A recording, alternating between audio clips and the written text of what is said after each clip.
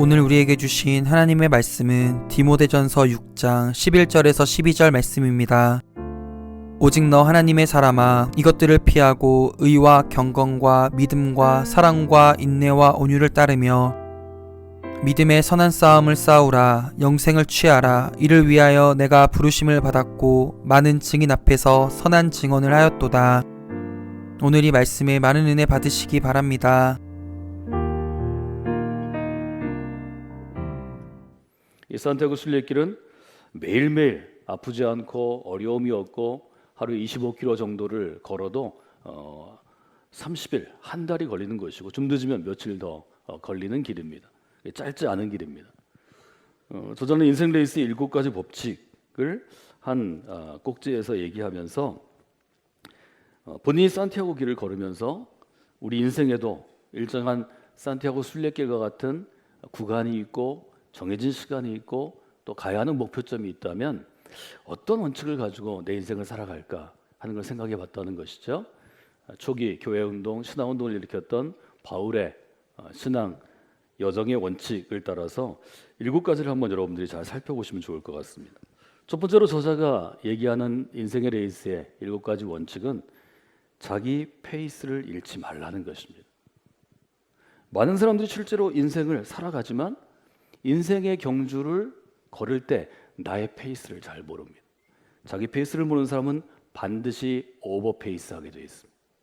급하거나 쫓기거나 어떤 위기가 왔을 때 자기보다 페이스를 높이는 것입니다. 페이스를 높이는 사람은 반드시 고장납니다. 몸이 고장나는 것입니다. 마음이 고장나는 것입니다. 신앙인은 영혼이 고장나는 것입니다. 성경은 우리에게 하나님께서 너에게 주신 너만의 스타일과 페이스를 잘 찾고 그것들이 경건에 이르도록 잘 훈련하고 연습하라고 명령하십니다. 이것이 바울의 후배 목회자들에게 바울이 세웠던 그리스도인들에게 교우들에게 주는 영적인 교훈이었습니다. 여러분, 자기 페이스를 잃지 않는, 자기 페이스를 잘 유지해서 인생의 경주를 잘 운영하는 그러한 인생을 살아가시길 주님의 이름으로 부탁을 드립니다. 느헤미야의 경우는 자기 페이스대로 일할 줄 아는 사람이었습니다. 느헤미야가 성벽을 재건할 때 방해하는 세력들이 많았습니다. 방해한다는 건 뭘 얘기하냐면 느헤미야가 성벽을 재건하는 속도와 원칙과 계획을 흐트러뜨리는 것입니다.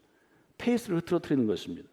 예를 들어 느헤미야 6장에 보면 아무리 공격해도 느헤미야가 성벽 쌓는 것을 중단하지 않고 점점 성이 높아가니까 방해하던 산발락과 도비아가 사람을 보냅니다. 사람을 보내서 느헤미야를 회유합니다. 우리가 지금까지 방해하고 공격했는데 생각해 보니까 당신하고 좀 얘기를 좀 해야 되겠다. 우리 둘이 만나자. 회담을 제의하는데 회담의 장소가 예루살렘 성이 아니고 성에서 하룻길을 가야 되는 것입니다. 느헤미야도 공격받고 방해받아서 자기 해야 할 일을 못하는 것에 좀 짜증도 나고 화가 났을 것입니다. 우리 같으면 그래 가서 그냥 합의하고 완공할 때까지는 우리가 화평한 조약을 맺자 이럴 수 있죠. 느헤미야는 그렇게 하지 않습니다. 일단 성을 떠나면 공사에 문제가 생깁니다. 성을 떠났을 때 성 안에서 소요를 일으키거나 데모하거나 폭동을 일으키면 성벽을 재건할 수 없는 것입니다. 4번이나 사람을 보냈지만 느헤미야는 거절합니다. 내가 이제 큰 역사를 행하고 있으니 나는 성을 떠나지 못한다. 이게 페이스를 지키는 것입니다. 뭐 보폭을 얼마나 하느냐, 팔을 앞뒤로 얼마나 내젓느냐, 아니면 호흡을 어떻게 이런 게 아니고요.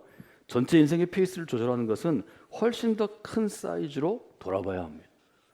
두 번째로 저자가 이야기하는 것은 길을 걸을 때는 산티아고처럼 한 달, 30일 길을 걸을 때는 구간 기록을 미리 계획하고 체크하라는, 점검하라는 것입니다.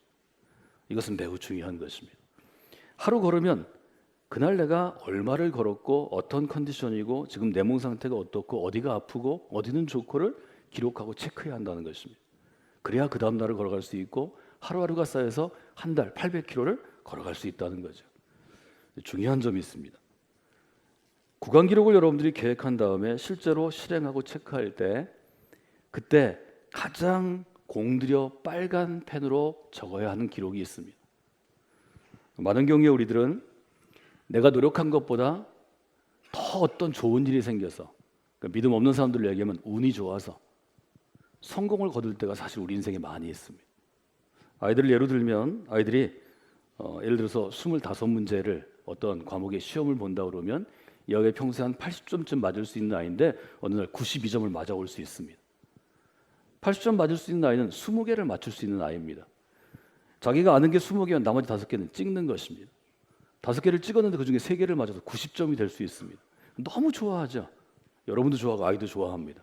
그러나 그것은 그 아이의 실력이 아닙니다.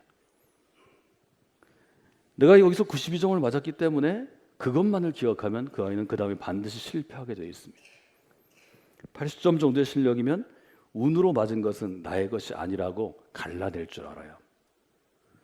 어떤 날은 70점을 맞을 수도 있습니다. 이 아이가 68점, 3개를 더 틀려서 맞을 수 있는데 그때는 어디서 실수했고 어디서 실패했고 뭘 놓쳤는지를 체크할 수 있습니다. 여러분의 인생을 복되게 하는 것, 여러분의 인생을 아름답게 하는 것, 여러분의 인생을 개선시키는 것은 성공의 기억이 아니라 실수의 경험입니다. 실패의 경험입니다. 앞으로도 좋은 레이스를 펼치는 데 도움이 되는 것은 여러분이 실패한 것을 잘 이겨낼 때입니다. 여러분 인생을 살면서 여러분의 실수와 실패가 지금 여러분의 무엇을 붙잡고 있다면, 앞으로 나아가는 것, 전진하는 것, 여러분의 미래로 나가는 것을 붙잡고 있다면 그것을 하나님 앞에 내어놓고 점검하셔야 합니다. 저는 매주일 그렇게 하시면 좋겠습니다. 여러분이 이 예배 자리에 있을 때 우리에게 주어지는 가장 중요한 것은 나를 돌아보는 것입니다. 자기 점검입니다. 자기를 점검하고 체크해서 이번 한 주 더 잘 살아갈 수 있도록 자기를 재정비하는 것입니다. 영어로는 reorganization이라고 부릅니다. 이것은 매우 중요한 것입니다. 인생의 레이스에서 우리가 탁월한 경주를 하려면, 좋은 열매들을 맺으려면, 하나님께 영광을 올려드리려면 이런 정도의 신앙의 순서들, 루틴이 있어야 합니다. 이것은 매우 중요한 것입니다. 느헤미야는 어떻게 했나요? 느헤미야는 예루살렘이 이미 오기 전에 예루살렘 성벽을 재건할 플랜이 있었습니다. 큰 플랜이 있었습니다. 사람들은 어떻게 배치하고 어떻게 쌓아가고 물자는 어떻게 조달하고, 그는 이미 페르시아 성에서 왕에게 나를 예루살렘에 보내주세요 이렇게 요청할 때 이미 그 계획들을 얘기하는 정도로 기도하며 4달 동안 플랜을 짰습니다. 느헤미야가 도착해서는 어떻게 했나요? 느헤미야 2장에 보면 예루살렘에 도착해서 느헤미야는 칩거합니다. 내가 예루살렘에 도착해서 머무른 사흘 만에, 사흘 동안 밖에 나가지 않습니다. 사람을 만나지 않습니다. 밤에 일어나 12절에 보면 몇몇 사람과 나갈새 이렇게 되어 있습니다. 12절에 보면 하나님께서 예루살렘을 위해서 무엇을 할 것인지 내 마음에 주신 것을 느헤미야가 얘기하지 않고 자기가 신뢰하는 사람 몇만 데리고 밤에 나갑니다. 다른 사람 눈에 안 띄기 위해서죠. 자기가 머릿속으로 계획하고 종이에 그린 것을 실제로 확인하러 갑니다. 예루살렘 성을 전체를 다 돕니다. 13절에 보면 그 밤에 골짜기 문으로 나가 용정으로 본문에 이르는 동안에 보니 예루살렘 성벽은 다 무너졌고 성문은 불탔더라. 머릿속으로 소식을 들은 정보들을 실제로 확인합니다. 앞으로 나아가 샘문과 왕의 못에 이르러 탄 짐승이 지나갈 곳이 없는지라. 15절에 이렇게 되어 있죠. 그 밤에 시내를 따라 올라가 성벽을 살펴본 후에 돌아서 골짜기 문으로 돌아왔으니 16절 방백들은, 사람들은 내가 어디 갔었는지 무엇을 하였는지 알지 못했고 나도 내가 행한 일을, 예루살렘을 전체를 살펴본 것을 유다 사람이나 제사장이나 귀족이나 방백이나 그 외에 나와 함께 일하는 직원들에게, 일하는 자들에게 알리지 아니하였다. 이렇게 되어 있습니다. 여러분께서 아름다운 믿음의 삶을 살아가기 위해서는 여러분의 개인의 인생, 그리스도인으로서의 한 사람의 신앙인의 인생, 일터와 직장에서 일하는 직장인의 인생, 가정에서 아빠와 엄마로 혹은 자녀로 있는 이 4가지 삶을 균형 잡히게 하기 위해서는 구간 기록을 계획하고 플래닝하고 실제로 실행해보고 체크하는 루틴, 그런 훈련을 하셔야 합니다. 구간 기록을 체크하면 그러면 자기의 장점과 단점이 잘 드러나는데, 특별히 여러분이 실수한 것, 실패한 것들을 잘 기억하십시오.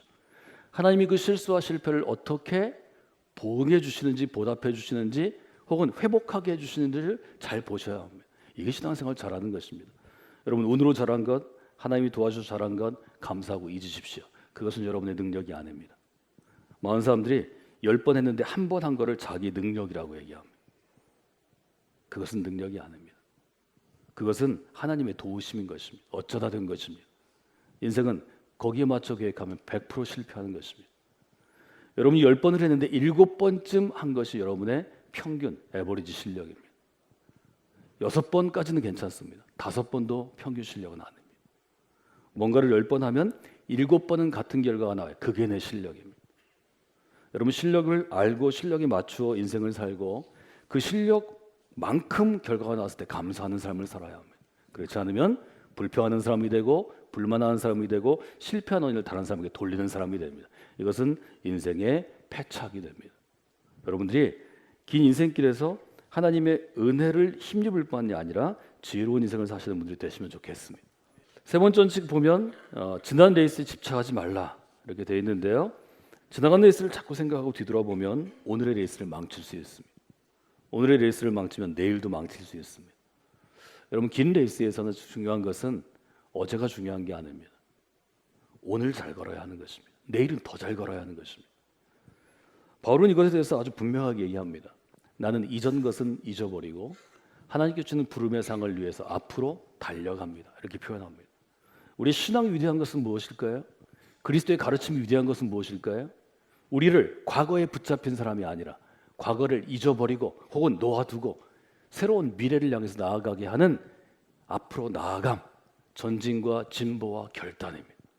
여러분이 미래의 사람으로 사시는 분이 되시기를 원합니다. 바울은 이렇게 표현했죠. 유혹의 욕심을 따라 썩어져가는 옛습관을 따르는 옛사람을 벗어버리고 여러분의 심령이 새롭게 되어서 하나님을 따라서 새 사람을 입어야 합니다. 우리의 신앙은 옛것은 벗어버리는 것입니다. 새로운 옷을 입는 것입니다. 이것이 우리의 신앙이라고 바울은 우리에게 도전하는 것입니다.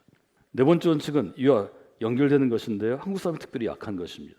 네 번째 원칙 한번 읽어볼까요? 길가의 시선을 의식하지 말라. 경주에서는 페이스를 유지하는 게 중요합니다. 내가 걷는 것, 뛰는 것, 달려가는 것, 날아가는 것을 유지하면서 봐야 합니다. 길가의 시선을 의식하지 않을 수는 없습니다. 그러니까 대부분 길가의 시선을 의식하는 사람들의 특징은 자존감이 낮다는 데 있습니다. 나에 대해서 자신감을 가지고 내가 하는 일에 대해서 당당하면 다른 사람이 뭐라고 해도 좀 넘어갈 수 있습니다. 그러면서 여러분들은 여유 있는 그리스도인이 되시면 좋겠습니다. 여유 있는 애 반대는 뭔가요? 쪼잔한 것입니다. 신앙인들이 좀 잘나는 그러한 평가를 많이 받습니다. 특히 직장에서 많이 받습니다. 저는 거기에 반대합니다. 그리스도인은 우주를 품는 사람들이고 그리스도인들은 미래를 변화시키는 사람들입니다. 우리는 훨씬 더 큰 사이즈의 사람들입니다. 여러분의 직장에서 여러분 가족들 가운데 여러분의 친구와 이웃들 가운데 여러분이 규모가 큰 사람, 통 큰 사람으로 인정받기를 원합니다. 그리스도인이 쪼잔하면 안 됩니다. 훨씬 더 세밀하지만 규모 있는 인생을 살아가야 합니다. 그러려면 길가의 시선을 의식하지 말아야 합니다. 데살로니가 교인들 향해서 얘기합니다. 내가 사람을 기쁘게 할까요? 하나님을 기쁘게 할까요? 그리스도인은 길가의 사람들, 사람을 기쁘게 하는 존재가 아닙니다. 그리스도인의 우선순위는 하나님을 기쁘게 하는 것입니다. 여러분 이 점을 마음 가운데 두시면 여러분의 인생의 레이스가 훨씬 더 원활하고 복된 레이스가 될 것입니다. 다섯 번째 원칙을 한번 읽어볼까요? 가장 소중한 것을 위해서 레이스를 펼치라. 한 달을 걷는 일도 쉽지 않습니다. 60년을 걷는 일은 얼마나 어려운 거예요. 인생의 레이스를 펼칠 때 어려운 순간이 자주 다가옵니다. 이 어려운 순간을 이길 수 있게 하는 것은 내가 지금 살아가는 이유입니다. 내가 지금 이 길을 달리는 이유입니다.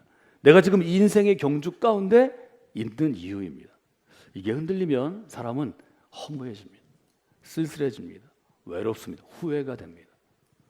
우리가 인생의 후회를 많이 할 수 있는데요. 여러분이 혹 그런 경우에 들어간다면 이 점을 잘 보셔야 합니다. 내 인생에서 제일 소중한 것은 무엇인가? 그리스도인은 이 점을 잘 깨달아야 합니다. 그래서 우리는 사명의 중요성을 자꾸 얘기하는 것입니다. 예루살렘 성벽을 지으면서 예루살렘 사람들이 적들이 공격하고 방해하고 회방을 놓고 욕하고 모욕할 때 마음에 우리가 성벽을 꼭 쌓을 필요가 있을까? 예루살렘을 쌓으면 뭐예요? 또 무너질 텐데 공격하면 어떻게 할까? 이런 부정적인 생각들이 있었죠. 느헤미야가 사람들을 모읍니다. 사람들을 모으고 뭐라고 얘기하죠?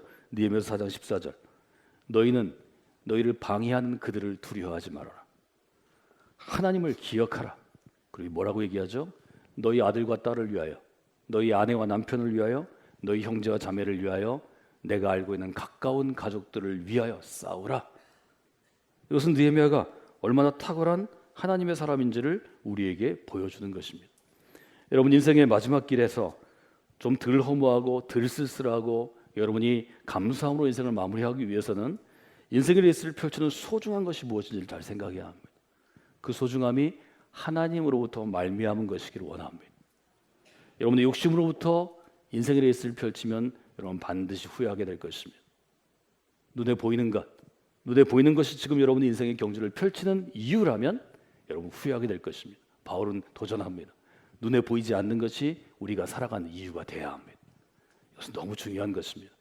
살아가는 이유가 분명하고 살아가는 이유를 완성할 수 있을 때 그때 인간은 복을 누리는 것입니다. 하나님께서는 그것을 우리에게 선물해 주신다고 약속해 주셨습니다.